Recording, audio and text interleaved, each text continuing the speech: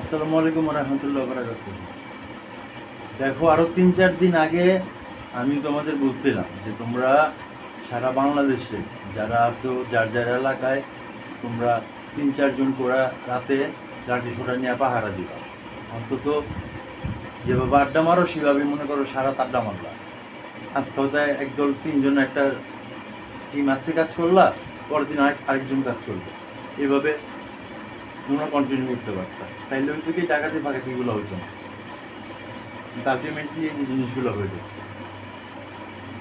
এটা ধরতে গেলে দেশের জন্য খারাপ হইল।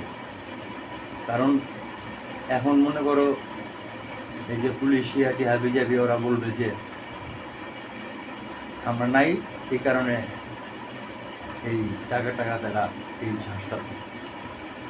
যাক, আল্লাহ রহমত, তারপরেও অনেক জায়গায় ধরা পড়ছে, মাপ পায় না। আল্লাহ হাফিজ।